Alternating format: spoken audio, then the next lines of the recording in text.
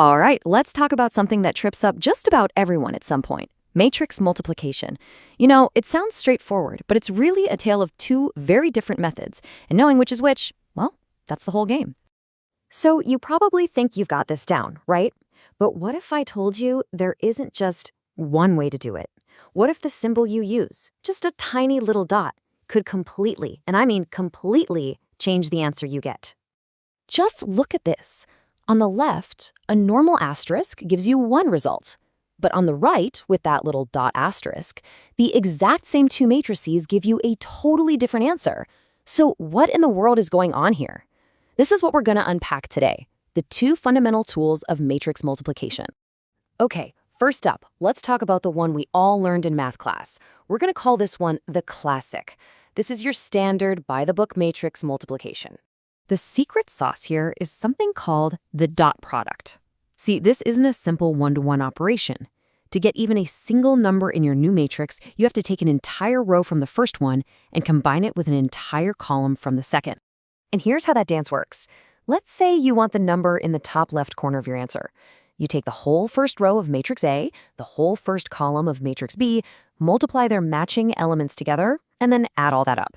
You have to repeat that process, row by column, for every single spot. Yeah, it's a bit of a workout, but the results are incredibly powerful. Now, here is the crucial rule, the one you absolutely cannot break. For this to even work, the number of columns in your first matrix, that's the n, has to be the exact same as the number of rows in your second matrix. Think of it like two puzzle pieces that have to fit perfectly. If they don't match, the whole thing is a no-go. So why on earth do we go through all that trouble? Well, because this method is the engine behind some seriously amazing stuff. When you see a 3D object rotate in a video game, that's this. When scientists are solving huge systems of equations to model things, that's this too. It's all about handling complex, interconnected systems where everything affects everything else. All right, so that's the classic. Now let's switch gears and meet the other player in this game, a method that's way more straightforward. We'll call it the upstart, element-wise multiplication. This one is so much more intuitive. You might also hear it called the Hadamard product, and it's exactly what it sounds like. You just take the element in the top left of the first matrix and multiply it by the one in the top left of the second, then the top right by the top right, and so on. It's a simple, direct one-to-one matchup. And the rule for this one? So much simpler. Forget all that inner dimension stuff. Here, the two matrices just have to be the exact same size, period. You have a 2x3 matrix, you can only multiply it this way with another 2x3. And the result? You guessed it, another 2x3. Easy. So where does this upstart shine? Well, think about slapping a filter on a photo. You're basically doing an element-wise multiplication on the pixel values.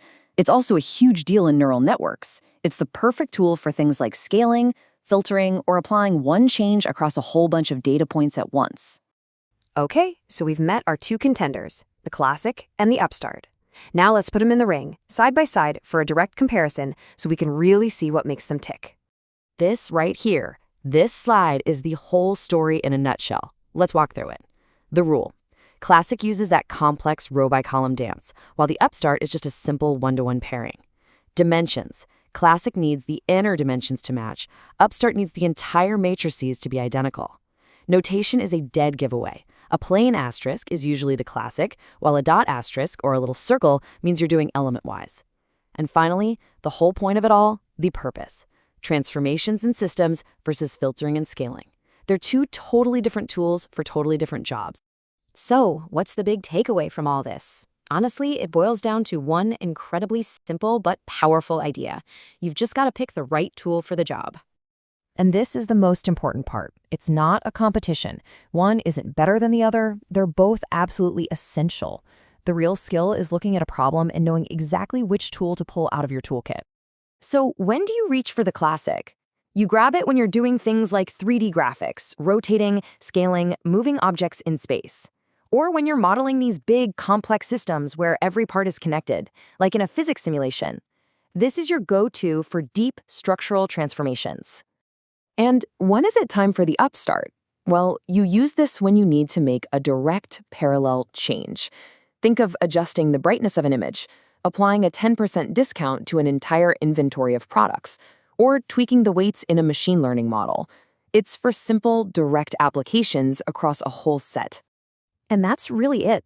It all boils down to this: 2 different symbols, 2 different sets of rules, and 2 totally different but equally critical purposes. Once you see them as 2 separate tools, all that confusion just vanishes. So, I'll leave you with a question to chew on. The phone in your pocket, the one you're maybe even watching this on, it's using both of these methods right now to do what it does. So, what parts of that everyday tech do you think are running on the classic, and what parts are running on the upstart? The answer is pretty cool.